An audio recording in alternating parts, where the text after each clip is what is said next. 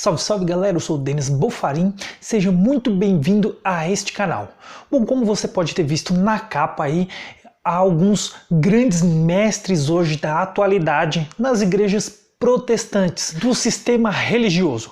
Lembrando que eu não tenho nada contra a pessoa desses mestres, esses sábios, esses grandes sábios religiosos, mas sim com a doutrina que é ensinada dentro desses templos religiosos.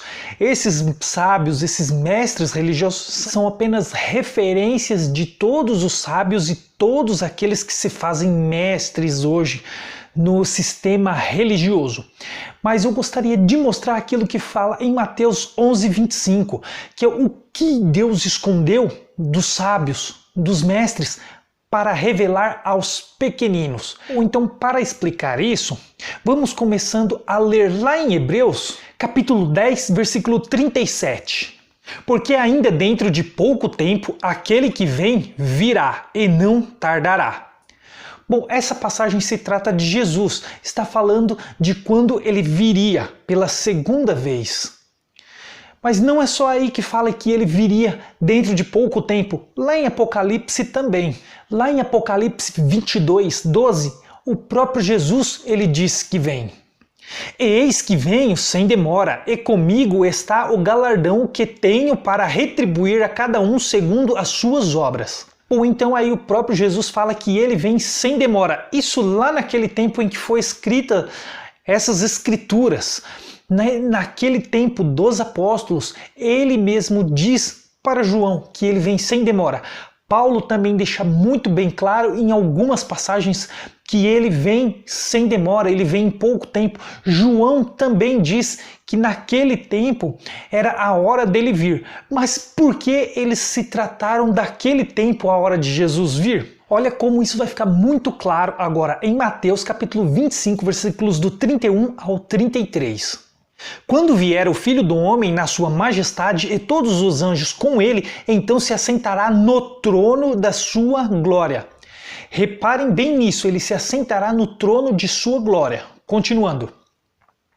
E todas as nações serão reunidas em sua presença e ele separará uns dos outros, como o pastor separa dos cabritos as ovelhas, e porá as ovelhas à sua direita, mas os cabritos à esquerda. Vamos confirmar o para que Jesus virá em Mateus capítulo 19, versículo 28.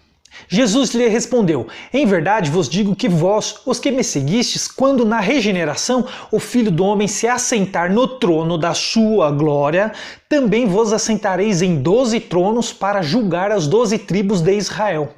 Então olha só, ele virá para julgar as 12 tribos de Israel. Ele estava falando isso com os apóstolos. E os apóstolos também sentariam em 12 tronos para julgar as 12 tribos de Israel. E podemos confirmar isso em Lucas capítulo 22, versículos do 28 ao 30. Vós sois os que tendes permanecido comigo nas minhas tentações, assim como meu Pai me confiou um reino, eu vô-lo confio, para que comais e bebais a minha mesa no meu reino, e vós assentareis em tronos para julgar as 12 tribos de Israel. Então olha só, a vinda de Jesus seria para julgar as 12 tribos de Israel. Hoje é ensinado que Jesus vai vir para buscar a sua igreja, mas essa passagem não tem na Bíblia, não tem nas Escrituras. Esses líderes religiosos, eles ensinam que Jesus vai voltar para buscar a igreja, mas essa passagem nem sequer tem nas Escrituras. Não existe nenhum versículo que fale sobre isso, que Jesus virá para buscar a sua igreja, mas sim que ele virá para julgar as 12 tribos de Israel. Olha só o que diz lá em Mateus capítulo 12, versículos 41 e 42. Ninivitas se levantarão no juízo com esta geração e a condenarão, porque se arrependeram com a pregação de Jonas. Eis aqui está quem é maior do que Jonas. A rainha do sul se levantará no juízo com esta geração e a condenará, porque veio dos confins da terra para ouvir a sabedoria de Salomão. E eis aqui está quem é maior do que Salomão. Pois é, olha só, Jesus ele vai voltar para julgar aquela geração das 12 tribos de Israel, porque aquela geração rejeitou Jesus. Tá, mas então como fica nós, como fica os gentios então hoje? Bom, vamos lá para 2 Tessalonicenses, capítulo 2, versículos 13 e 14. Entretanto, devemos sempre dar graças a Deus por vós, irmãos amados, pelo Senhor, porque Deus vos escolheu desde o princípio para a salvação pela santificação do Espírito e fé na verdade, para que também vos chamou mediante ao nosso Evangelho para alcançardes a glória do nosso Senhor Jesus Cristo. Então, olha só, ele nos escolheu para a salvação no Espírito. Isso, depois da cruz de Cristo, aqueles que recebem o Espírito Santo é salvo pelo sangue de Jesus derramado na cruz. Aqueles que recebem o Espírito, então são salvos. Esses foram escolhidos para a salvação no Espírito. Aquele julgamento da lei é para as 12 tribos de Israel, pois eles foram um povo escolhido, mas não para a salvação no Espírito. Eles foram escolhidos, eles foram um povo escolhido de Deus para o tempo da lei de Moisés, um tempo diferente do tempo da graça e do Espírito. Agora, olha que interessante, lá em Efésios, capítulo 1, versículo 13. Em quem também vós, depois que ouvistes a palavra da verdade, o evangelho da vossa salvação, tende nele também crido, fostes selados com o Espírito da promessa. O Espírito da promessa é o Espírito Santo que foi prometido no Velho Testamento, que haveria de vir depois de Cristo. Quando Cristo morresse na cruz, ele enviaria o Espírito, que é o Espírito Santo. Esse é o Espírito da promessa. Todos aqueles que recebem depois da cruz de Cristo o Espírito Santo é selado. Ou seja, depois da cruz de Cristo não há necessidade de se ter o nome escrito no livro da vida, porque esses foram para as 12 tribos de Israel, foram para aqueles 144 mil que são das 12 tribos, porque eles não receberam o Espírito, eles tiveram seu nome inscrito no livro da vida. Depois da cruz de Cristo, nós somos selados com o Espírito Santo. É o Espírito Santo que é o Espírito da promessa, da salvação. Portanto, nós somos escolhidos para a salvação no Espírito, que é depois da cruz de Cristo. E a vinda do Senhor, a vinda de Jesus, é para julgar as 12 tribos, aquelas tribos que rejeitaram Jesus, aqueles que rejeitaram Jesus, e para separar aqueles que seguiram Jesus e aqueles que rejeitaram Jesus. Os que rejeitaram Jesus à esquerda e os que seguiram Jesus à direita. Portanto, aqueles que estão à direita vão ser salvos e os que estão à esquerda vão ser condenados, que é aquela geração. Olha só o que diz em 1 Tessalonicenses capítulo 4, versículos 16 e 17. Porquanto o Senhor mesmo, dada a sua palavra de ordem, ouvida a voz do arcanjo e ressoada a trombeta de Deus, descerá dos céus e os mortos em Cristo ressuscitarão primeiro. Depois, nós, os vivos, os que ficarmos, seremos arrebatados juntamente com eles entre nuvens, para o encontro do Senhor nos ares. Assim estaremos para sempre com o Senhor. Então olha só, assim quando for tocada a trombeta, os mortos ressuscitarão primeiro e depois os que ficar, os vivos, serão arrebatados entre nuvens para ficar com o Senhor. Mas o que isso quer dizer então? Como fica o arrebatamento então se Cristo vem para julgar as 12 tribos? Olha só o que significa arrebatamento. Vamos lá para Isaías capítulo 53, versículos do 7 ao 9. Ele foi oprimido e humilhado, mas não abriu a boca, como cordeiro foi levado ao matadouro. E como ovelha muda perante os seus tosqueadores, ele não abriu a boca. Por juízo o opressor foi arrebatado, e da sua linhagem quem dela cogitou? Porquanto foi cortado da terra dos viventes, por causa da transgressão do meu povo, foi ele ferido. Designaram-lhe a sepultura com os perversos, mas com o rico esteve na sua morte, posto que nunca fez justiça, nem dolo algum se achou em sua boca. Essa passagem está falando de Jesus, é uma profecia sobre Jesus. E aí vimos que arrebatado é morrer, é ser tirado da terra dos viventes. Agora vamos para Isaías ainda 57, versículos 1 e 2. Perece o justo e não há quem o impressione com isso, e os homens piedosos são arrebatados sem que alguém considere nesse fato, pois o justo é levado antes que venha o mal, e entre na paz, descansam no seu leito os que andam em retidão.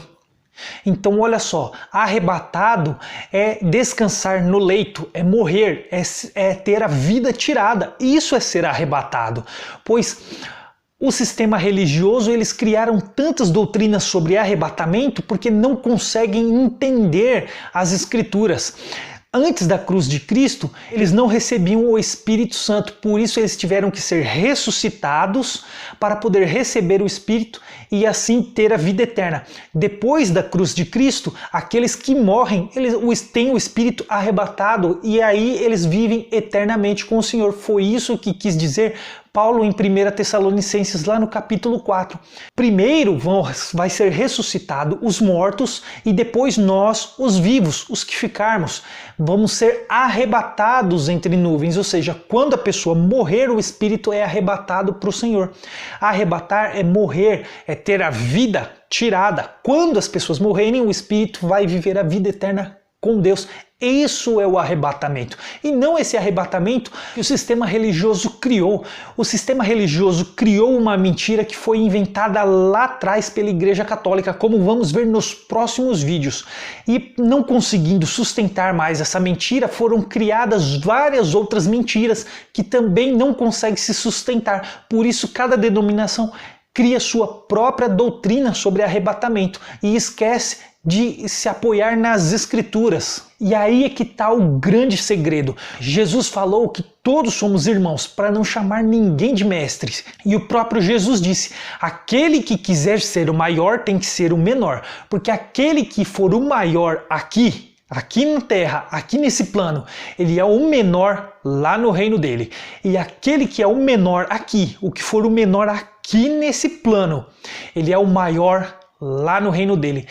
O próprio Jesus falou, aquele que for o menor aqui, ele é maior até que o próprio João Batista. Isso são palavras do próprio Jesus.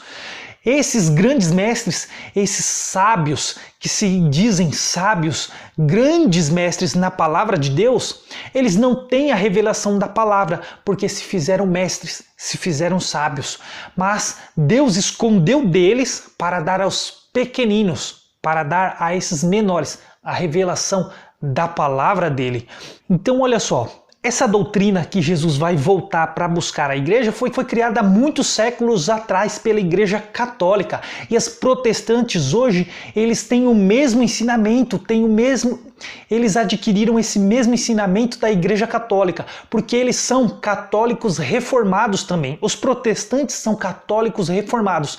E a diferença entre os dois grupos, os católicos e os protestantes, é que os católicos adoram homens que já morreram e fazem desses homens santos. Já o protestantismo adoram os homens que ainda estão vivos e fazem desses homens santos, fazendo deles sábios, mestres, pastores, apóstolos, profetas. Eles idolatram esses homens, assim como a Igreja Católica idolatram aqueles que já morreram. Tudo é idolatria. Agora, para finalizar, olha que interessante, lá em Hebreus, capítulo 9, versículo 28. Assim também Cristo, tendo se oferecido uma vez para sempre para tirar os pecados de muitos, aparecerá segunda vez sem pecado aos que o aguardam para a salvação. Então olha só o que esse versículo acabou de dizer, que Jesus vem a segunda vez para aqueles que o aguardam para a salvação. Se hoje muitos esperam Jesus voltar, quer dizer que ninguém foi salvo pela cruz de Cristo, pelo sacrifício que Jesus fez na cruz. Porque se ninguém foi salvo pela cruz de Cristo, então hoje nós esperamos Jesus para a salvação, porque ele vem nos salvar com a sua vinda. Mas se a vinda dele já ocorreu lá atrás para julgar as 12 tribos, então hoje nós somos salvos pelo seu sacrifício feito na cruz. E se a igreja ensina que Jesus vai voltar para salvar as pessoas, eles estão rejeitando a cruz de Cristo, eles estão rejeitando a salvação que veio do sacrifício de Jesus na cruz. Agora, uma coisa muito interessante, se Jesus vem buscar a igreja, ele vai ressuscitar aqueles que já foram salvos pela cruz e também aqueles que já foram condenados. Então Jesus vai separar à direita aqueles que já estão salvos, porque ele vai ressuscitar esse grupo, e também vai ressuscitar aqueles que já foram condenados. Vai ressuscitar e colocar à esquerda. Uma coisa que não faz o menor sentido. E vai arrebatar a igreja junto com esse mesmo grupo para julgar a igreja que já está salva. Uma outra coisa que também não faz o menor sentido. A igreja que está salva vai passar por julgamento. Se Jesus perdoou os pecados e salvou o povo foi absolvido do julgamento. Mas Jesus salvou e vai julgar mesmo assim. É uma doutrina que não faz o menor sentido e as pessoas não estão vendo isso. Então, as pessoas não conseguem enxergar por causa desses líderes, desses que se dizem mestres, desses que se intitulam pastores, profetas, apóstolos, que se intitulam mestres quando Jesus falou para ninguém se fazer mestres, porque são todos irmãos. Nós fomos salvos pelo sacrifício de Jesus na cruz e aqueles que esperam a vinda de Jesus hoje estão rejeitando o sacrifício dele na cruz por causa desses mestres e cai numa grande contradição. Então não espere Jesus voltar, você foi salvo pela cruz dele. Viva a sua vida. Muitas pessoas estão entrando em depressão, muitas pessoas não querem nem mais casar, querem desistir da vida porque pensam que a vinda de Jesus está próxima, mas isso é uma grande mentira. Você foi salvo pela cruz de Cristo, viva a sua vida. Você é um servo de Cristo, você não precisa de um pastor. Leve Cristo, cante, louve na sua família, ajude o próximo, ajude o necessitado. Ajude o necessitado, ensine o amor ao próximo, na sua família, para os seus amigos. É assim que Cristo quer que você viva agora. Bom, galera, esse vídeo foi para você ver como essa doutrina da volta de Cristo é totalmente contraditória, não condiz com as Escrituras. As Escrituras não ensinam isso. A segunda vinda de Cristo, Cristo veio para julgar as 12 tribos de Israel e já foi. Não tem nas Escrituras que ele vem para buscar a sua igreja. Não caiam na doutrina desses falsos profetas que estão ensinando as pessoas a rejeitarem a cruz de Cristo. Você foi salvo pela cruz, a cruz te salvou. Viva a sua vida ensinando o amor ao próximo, cantando, louvando, ensine a sua família a fazer isso. Faça obras de caridade, ajude as outras pessoas conforme a sua necessidade, conforme você pode ajudar. Bom, galera, esse foi o vídeo, eu espero que você tenha entendido. Bom, esse foi o vídeo, eu vou ficando por aqui, espero que você tenha gostado. Não se esqueça de se inscrever no canal se você não é inscrito, ativar o sininho de notificações e eu te espero no próximo vídeo. Até lá!